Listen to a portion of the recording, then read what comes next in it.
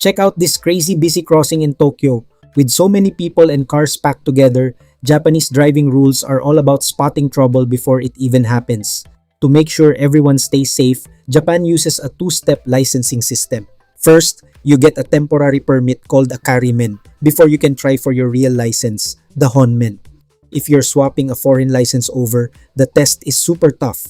You have to answer 50 questions and get at least 90% right to pass. The Karimen test basically checks if you can follow strict driving rules step by step on a closed safety course. Think of it as a gatekeeper to make sure you have the basics down 100% right before you're allowed to drive near anyone else on real streets. Let's see how you do on a quick practice test that looks just like the real deal. Question number 1. True or false? In Japan, cars have to drive on the left side of the road while people walking have to stay on the right. And the answer is true!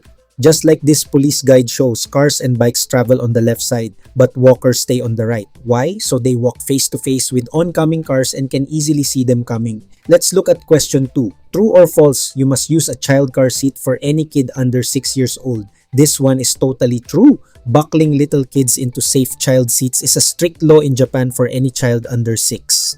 No exceptions here. Next up is question 3. True or false?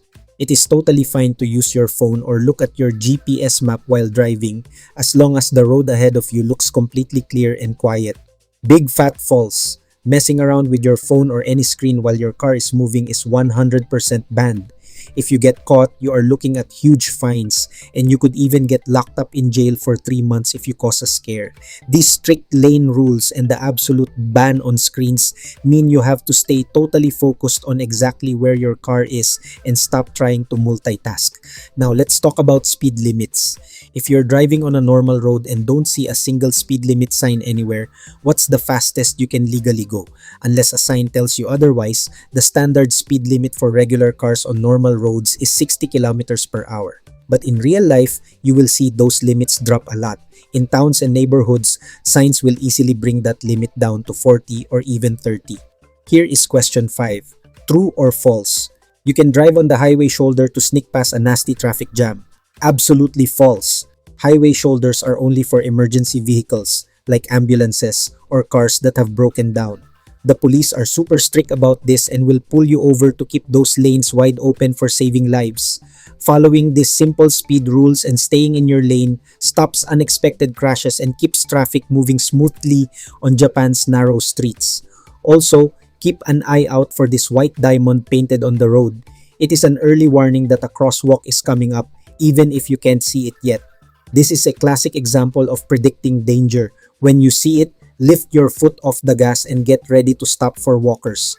To wrap things up, always stay left. Remember that 60-kilometer limit and never touch your phone while driving. The whole system is built so that by the time you get your license, you learn to look out for walkers and keep traffic moving smoothly instead of just rushing to get where you're going. If you look at any busy street corner in Tokyo, you'll see tons of cars and people crossing everywhere. Japan has some of the safest roads in the world, but getting a license to drive on them, especially the learner's permit called Karimen, means you have to pass a written test that is famous for being super hard. Today, we're going to test your skills with 5 real questions straight from that exam. Getting things exactly right is everything here because the police do not play around with these rules. Making just one tiny mistake on the test will fail you right away, and doing it on the real road will cost you big fines and points on your license. Let's start with question 6. True or false? A flashing red light means walkers can cross carefully, but cars must stop completely at the white line before moving. The answer is true. To see why, let's look at how this is different from a flashing yellow light.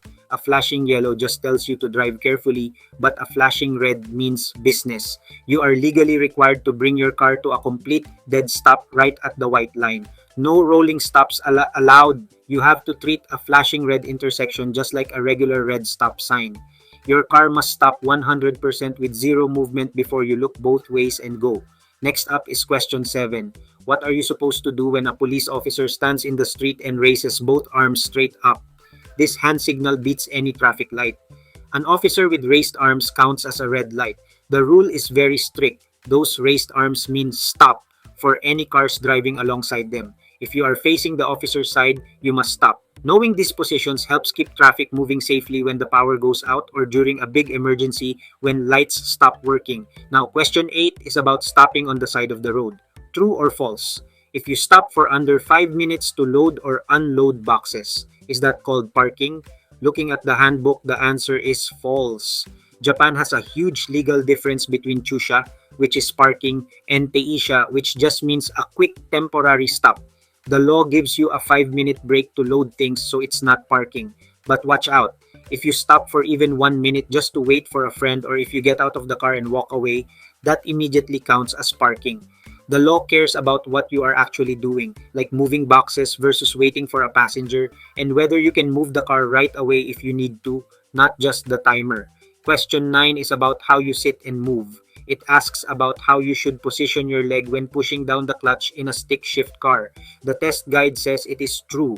Your knee has to stay a little bit bent when you push the clutch all the way down. Keeping it bent gives you great control over the pedal and stops your leg from shaking. If your leg is locked straight, you lose control, your hips get unsteady, and you can't react fast enough.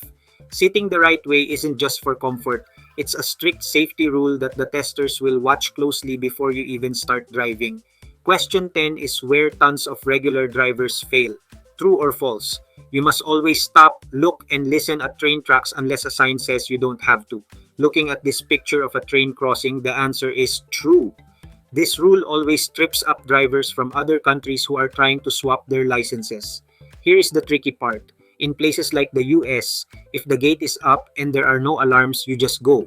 But in Japan, you have to come to a complete stop at the line, even if the gate is wide open and no train is coming. Slowly rolling through an open track is an instant fail on your test. Plus, cops love to hide near these spots to hand out expensive tickets to anyone who rolls through.